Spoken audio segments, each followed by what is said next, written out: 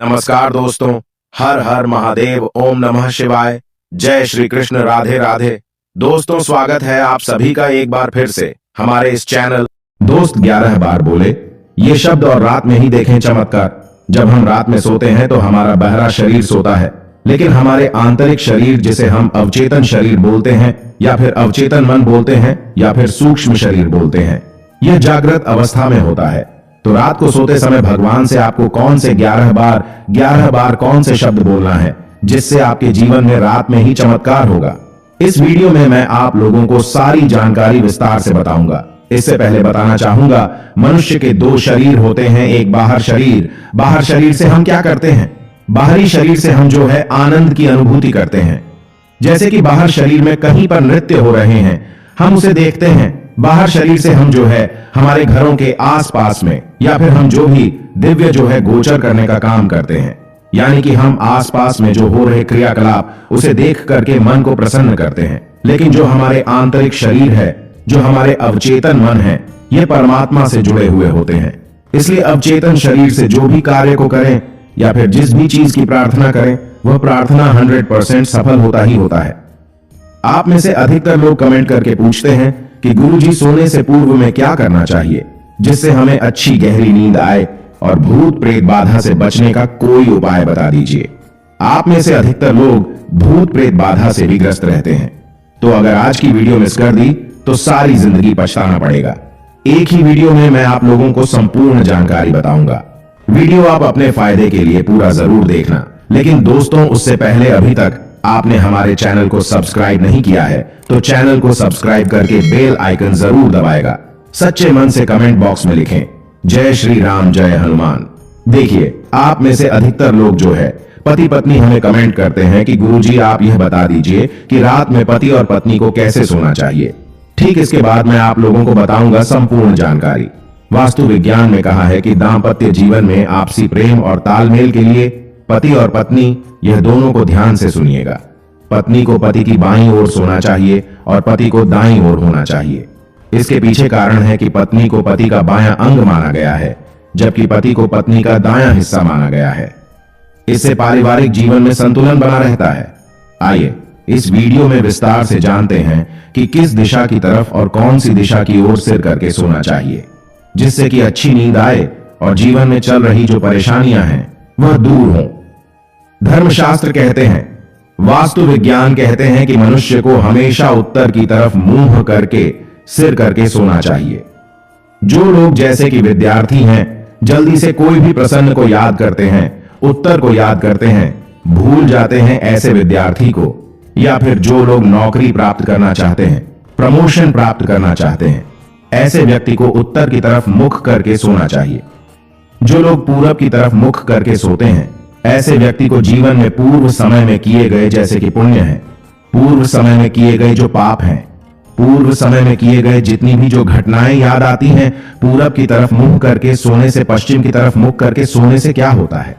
देवताओं की कृपा प्राप्त होती है। कोई साधारण कृपा नहीं, असीम कृपा प्राप्त होती है। सुखों की बरसात होती है, जीवन में आनंद ही आनंद होता है। सोने से पहले किस मंत्र को जपने से जल्दी नींद आती है?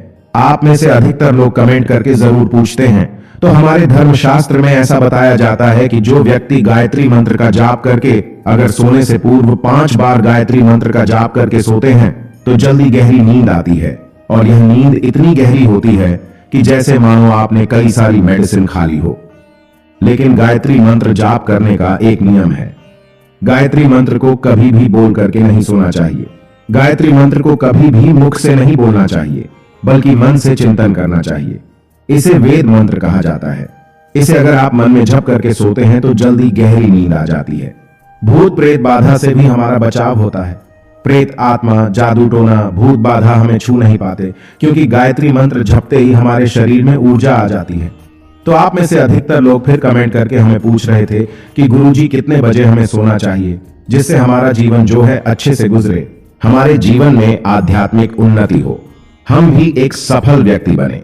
धर्मशास्त्रों में कहा गया है कि 11 बजे से पूर्व व्यक्ति को सो जाना चाहिए। वैसे तो 9 बजे के आसपास सो जाना चाहिए, लेकिन अगर आपको टाइम नहीं मिल पाता तो 11 बजे से पूर्व सो जाना चाहिए और सुबह सूर्य उदय से पहले उठना चाहिए।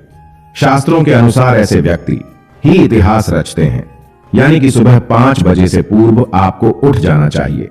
सोने से पहले किसका ध्यान करना है? अगर आपके कोई इष्ट देवता हैं, जैसे कि आप राम को मानते हैं, भगवान कृष्ण को मानते हैं, हनुमान जी महाराज को मानते हैं, माता रानी को मानते हैं, या फिर भोलेनाथ को मानते हैं, ध्यान से सुनिएगा। आपको अपने इष्ट देवता का ध्यान करके सोना है। ऐसा माना जाता है कि इष्ट देवता का ध्यान करके सोने से हमें जो है गहरी नींद आती है, और इष्ट देवता का ध्यान करके सोने से हमें आत्म सुरक्षा की प्राप्ति होती है। दोस्तों, आप वीडियो के टाइटल देखकर आए हैं कि रात को सोते समय भगवान से 11 बार बोल दें। ये शब्द और रात में ही देखिए। चमत्कार तो आपको भगवान से 11 शब्द कौन से बोलना है, आइए जानते हैं इस वीडियो में। तो सर्वप्रथम तो आप जिस भी देवी देवता को मानते हैं, अपने इष्ट को मानते हैं, उसके 11 बार मंत्र का जाप करना है। 11 बार मंत्र का जाप करने के बाद आपको ये शब्द बोलना है। सबसे पहला शब्द बोलना है कि मेरी इच्छा पूर्ण करें। दूसरा आपको बोलना है धर्म के मार्ग पर चलूं। तीसरा आपको बोलना है मुझसे कोई पाप ना हो। चौथा आपको बोलना है आप हमेशा मेरी सहायता करें।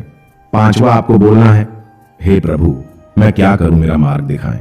छठवां आपको बोलना है मेरा कोई नहीं है, आपके सिवा आप ही मेरे सब कुछ हैं। सातवां आपको बोलना है आप मेरे सहायक हो। आठवां आपको बोलना है मेरी उन्नति करें। भगवान आपको 9वां शब्द बोलना है प्रभु मुझे अपनी गोद में सुलाएं, गहरी नींद में ले जाएं। 1 बार आपको बोलना है कि परमात्मा मेरा कल्याण करें, और 11 बार शब्द आपको बोलना है प्रभु आपका साथ चाहिए, प्रभु आपके रहते किसी का भय नहीं है, मुझे आप है तो सब कुछ है, आप नहीं तो कुछ भी नहीं। बस आपको ये 11 शब्द बोलने हैं, और आपको अपने गुरु मंत्र का जाप करके, या फिर जो भी आप अपने देवी देवता को मानते हैं, इष्ट को मानते हैं, उनके मंत्र का जाप करके सो जाना है, ऐसा माना जाता है। जो भी रात के समय में आप शब्द बोलते हैं, उस शब्द को बोल करके सोते हैं, तो हमारे अवचेतन मन जागृत अवस्था में होते हैं। और ये सारी बातें जितने भी हमने 11 यहाँ पर शब्द बताए हैं, ये शब्द बोले हैं, ये आपके मस्तिष्क में रात में सोने से पूर्व गूंजते रहेंगे। सोने के बाद भी ये जो शब्द आपने बोले हैं, ये आपके अवचेतन मन में चलते रहेंगे। तो ऐसा माना जाता है कि अवचेतन मन का सीधा लगाव परमात्मा से होता है, इष्ट से होता है, देवी देवताओं से होता है। इसलिए अगर आप ये शब्द बोल करके सोते हैं, तो ये सारी इच्छा भगवान के सामने जाती रहेंगी। और भगवान को जब आप पुकारते हैं, तो निर्मल मन होना चाहिए। अवचेतन जो मन होता है वो निर्मल मन होता है। इसलिए जो निर्मल मन में कहे गए शब्द होते हैं, वो भगवान तक जल्दी पहुंचते हैं, और हमारी इच्छा की पूर्ति होती है। जो भी आप शब्द सोच करके रखे हैं, वो शब्द की पूर्ति होती है, इसमें कोई संदेह नहीं है। दोस्तों, आशा करता हूं आप सभी को ये जानकारी जरूर पसंद आई होगी। आप किस भगवान में आस्था रखते हैं, आप किसे मानते हैं, उनका एक बार सच्चे हृदय से नाम अवश्य ले लें। कमेंट बॉक्स में उनका नाम अवश्य लिखें। आप जिसे मानते हैं उनकी उंगली थामे रखें, उनका साथ आप कभी न छोड़ें। प्रभु आपकी हर इच्छा अवश्य पूर्ण करेंगे।